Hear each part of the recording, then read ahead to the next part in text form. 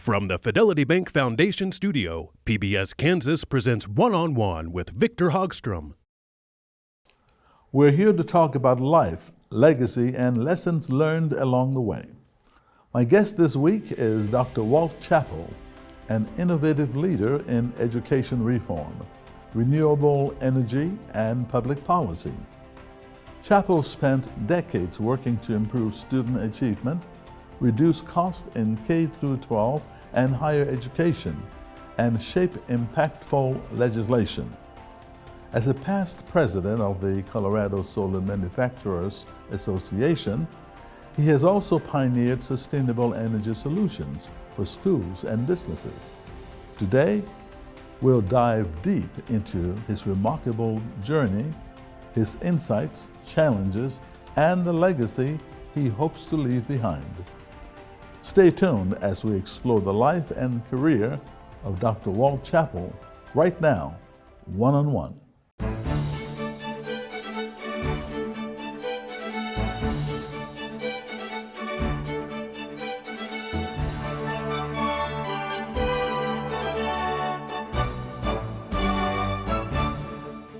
Hello, and thank you for joining us. I'm Victor Hogstrom. I'm very excited to welcome education consultant and former State Board of Education member, Dr. Walt Chappell, to the program. Walt, it's a pleasure to have you. Thank you, sir. I'm very honored. Now, you've done so much in your lifetime in the world of education. What inspired you to pursue a career in education and public policy? Did you know it was something you wanted to do at the time when you're in college? I'm going to bring out a prop. Oh, okay. This is to illustrate that you stand on the shoulders of previous generations. I have parents that were both teachers here in Wichita. One of my grandmothers was a teacher in a one-room schoolhouse for about 40 years. My other grandmother was also a teacher and taught music. But as far as the public service side of things, that goes clear back to the Civil War, when one of my great-grandfathers was on the Union Army side, fighting with the cavalry, came back and started Chinook, Kansas. And then my grandfather was a county commissioner for 8 years during the Depression years in Chinook and Neosho County. He eventually ran for Congress in the 2nd District.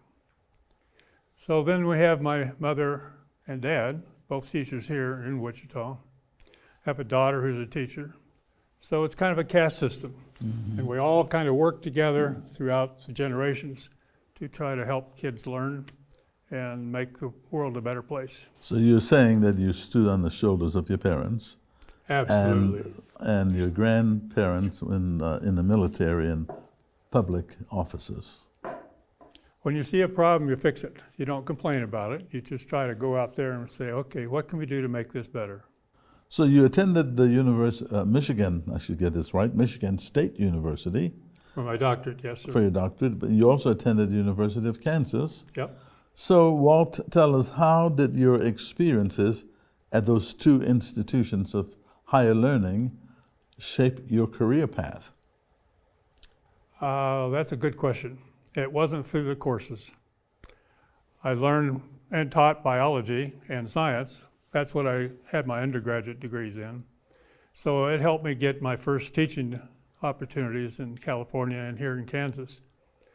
But the things that I learned in one of my courses, let's say, for example, Chinese history.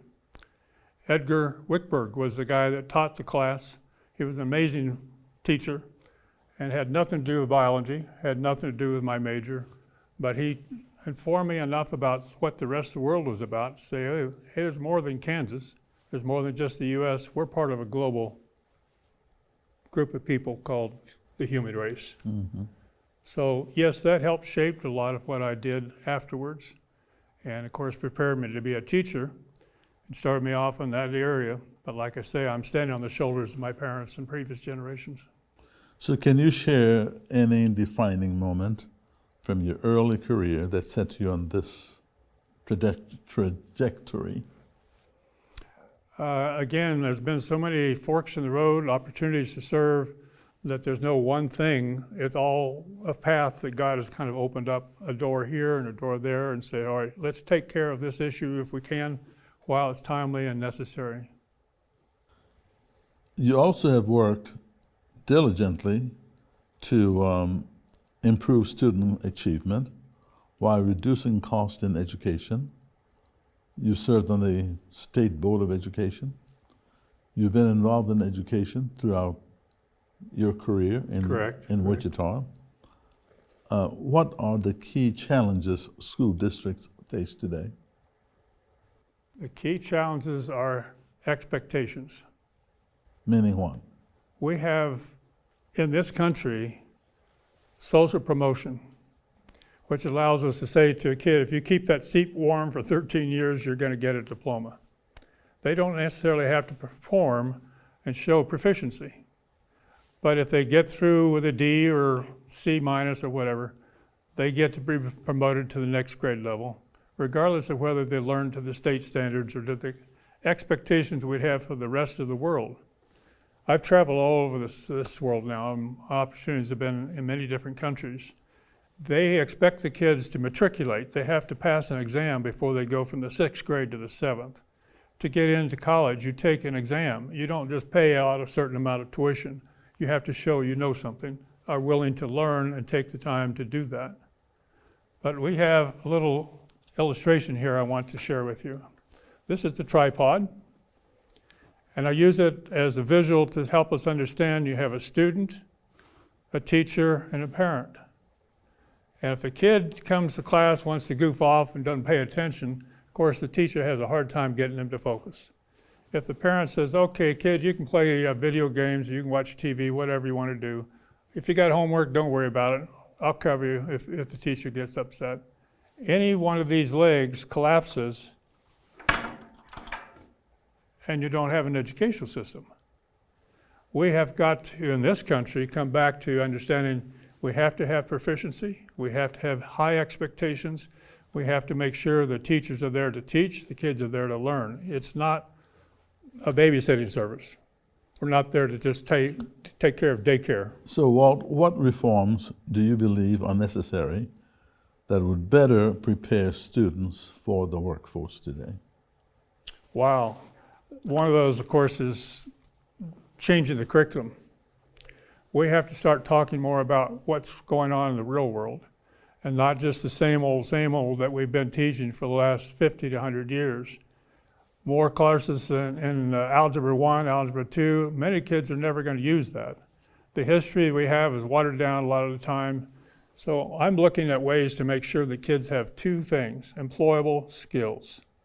I want to make sure they come out of high school prepared to go out and be a protective citizen, be able to earn income for themselves and their family, and not just have to be thrown out to the wolves and say, all right, go out there and sink and swim.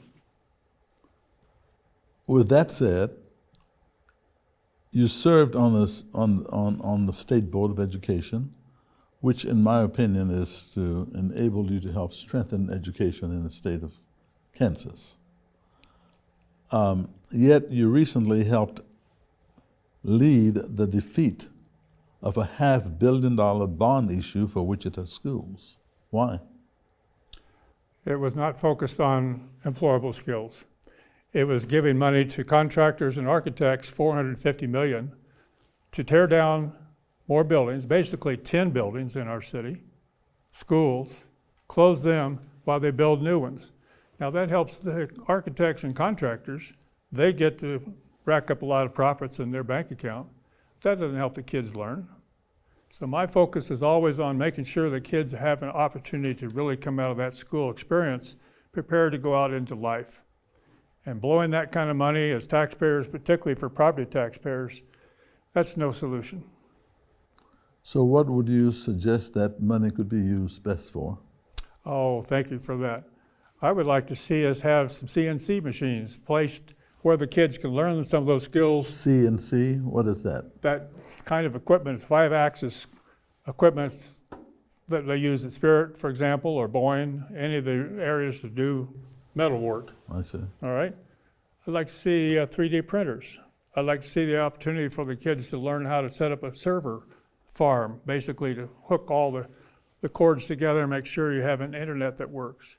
There are lots of different skills. When I went to the legislature, one of the bills that I got passed was one to allow kids to come, and juniors and seniors, go to a community college and learn industrially recognized certificates. Let's say, for example, in welding, or in healthcare, or in computer science. Once you have that industrially recognized certificate, you can walk right into an employer and say, here I am, I'm ready to work.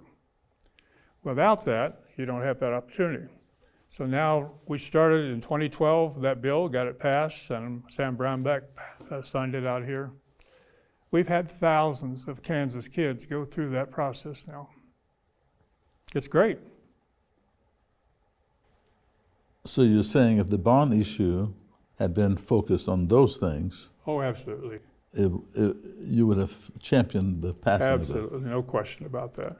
It's about the kids learning and not the architects and contractors, just promoting something that makes them big profits. Big difference. So let's have some fun, Walt. We play a game with our guests, and we have one for you. It's the lightning round. All right. Tell me your childhood nickname. Waldo. Waldo? My first name was Walt, so some of the kids started calling me Waldo. Waldo. The first thing you do in the morning? I take time to catch up on the news. I read the BBC, NPR, check Kate News, Wichita Eagle. And where do you get your BBC News? BBC News is one of the most comprehensive news outlets in the world. Where do you watch it? Where do I watch it? On my cell phone. Okay. It's on public television too, if you don't know that. Yeah. Well, I listen when it comes on PBS KPTS. Kansas, Yeah. But I read it on my phone. A guilty pleasure food you enjoy? Oh, I love granola with nuts and sometimes a few chocolates. A song that always makes you smile? Roberta Flack just passed away. One of her songs was The First Time I Ever Saw Your Face. Do you know how to sing it?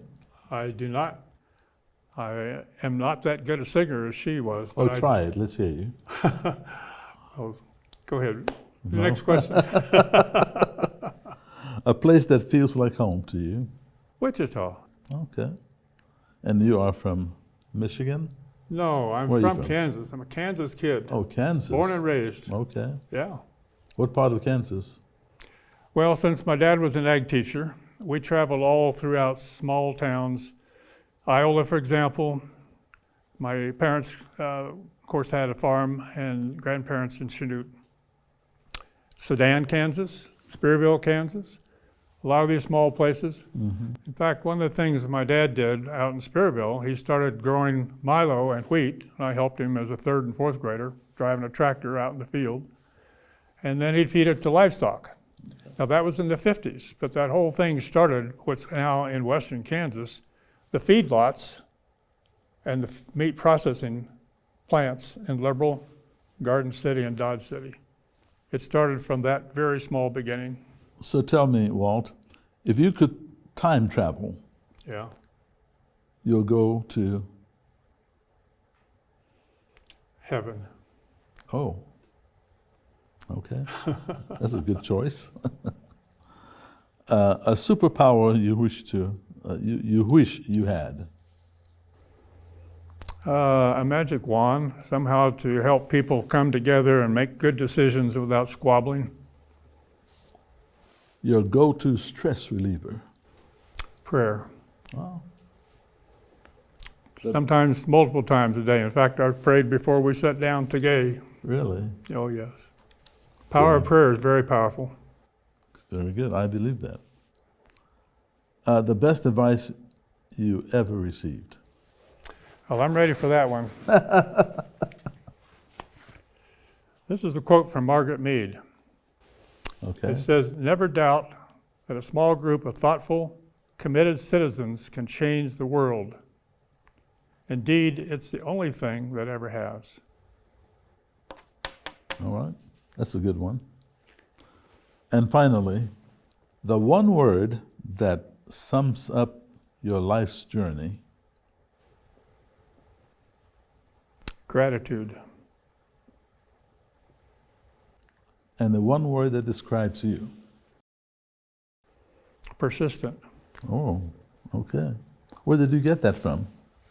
My parents and my grandparents and those before them. They lived through some horrendous times. The Civil War, for example. We can go way back in our generation to the Revolutionary War. And each generation has been through a lot. We are facing things right now in our country that show us that we have to be persistent. We have to be realistic. Okay. What's your perspective, Walt, on the role of technology in modern education? We've got to do more hands-on learning for kids. They can't just sit there and listen to a lecture or watch a video. They've got to get their hands and their eyes to work together and start applying what they've learned. So the technology would be all the things we have around us. Like here in this studio, you've got a lot of technology here. These lights, the cameras, all the mics, those are things the kids need to be able to learn how they're put together. What are the components? Now, kids in other countries are already learning that stuff. We're far behind. So where did you get that from? Because you went to school many years ago. You didn't have that. You went to college. That was not something commonly discussed. So where did you get that theory, that perspective? I'm a Kansas farm kid. My dad was an ag teacher. If we had something broke, we fixed it. We didn't complain about it. We went out there in the field one Saturday to try to harvest some wheat. The conveyor belt on the combine broke. My dad got out some baling wire, a pair of pliers, sewed that thing back together. We finished cutting the wheat. There wasn't any place downtown we could drive to on a Saturday to pick up a new conveyor belt. We had to sit there in that field, fix that before that grain came to the ground and we couldn't harvest. So I've learned way, way back, you be self-sufficient, be prepared, think ahead. I understand also you have a passion for solar energy. What drives it? Where did you get that? Solar energy is our future. That sun isn't going to go away. It'll be there another billion years. Right now, we're burning so much fossil fuel that it's causing our planet to overheat. I'm very concerned about my grandkids, great-grandkids, if there's going to be a planet for them to live on, and all the other human beings on this planet, plus the millions of other species. If we start using the sun energy, we have the electricity we need for all kinds of things we have in a modern society. But if we just keep ignoring that, we're just blowing it away. We're just wasting time and the possibility of keeping this planet alive. I also understand you faced some challenges in advocating for sustainable energy solutions in the schools. What were and are those challenges? Not in my backyard. People want to see their lights turn on when they hit the switch, but they don't want to see some solar collectors out there in a field or next to the school building sometimes. They say, well, that's ugly. Well, okay. I think back to when we first had automobiles. People were upset that if you drove an automobile down a dirt road, it might disturb your horse. So you had to cover up your automobile, drive it in the ditch, cover it so you wouldn't spook the horse. We're in that same space right now. When I was in India, I helped put together a pilot project in 1985. Now they have, in that project, we started out with no photovoltaic collectors to collect sunlight. But now India has a fourth of all of their electricity coming from the sun, some of the largest solar arrays in the world. But we started with an idea, planted a seed, and it grew. But why were people against it so much? Again, they don't want to see it in their backyard. Money saving. It takes up space. You say, well, okay, if you're going to have sunlight, it has to have enough surface area. to collect. I'm trying to get a 200 megawatt solar farm basically here in Sedgwick County, at least one or two. Now, if we do that, we can back up our electricity for our industry, for Spirit, Boeing, whoever's going to be manufacturing our aircraft here, for all of our homes. Having that backup source right next door to Wichita, Kansas is a major economic driver. And so, yes, there's an opportunity if we take it. You also had the opportunity, talking about opportunity, to give the former president and late President Jimmy Carter a tour of solar initiatives in 1978. How did that happen, and how did it go? Well, I was fortunate to be at the Solar Energy Research Institute. I was the branch chief of the communications branch. So I helped put together a National Sunday that was nationwide. And Jimmy Carter came out to the Institute in Golden, Colorado, and we had a bunch of displays set up around the perimeter of the building. So I was able to give him a personal tour of all the various applications of solar.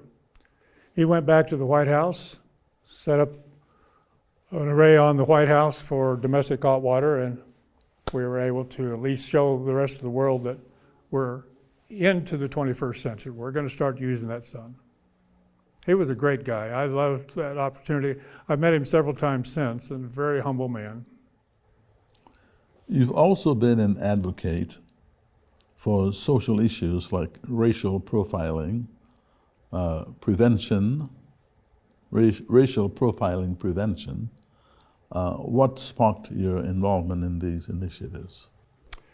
Well, back when I was at KU, I was working with the Model UN, and I saw all the different nations represented, and African nations as well as Asian nations. All of us are basically the same. You know, we're more alike than different. So I had an opportunity to adopt a child when I was at Michigan State University, a black child that was 3 months old. He's now in his 50s, and I've seen how our society has mistreated people of different colors, basically black and Hispanics, to no purpose whatsoever.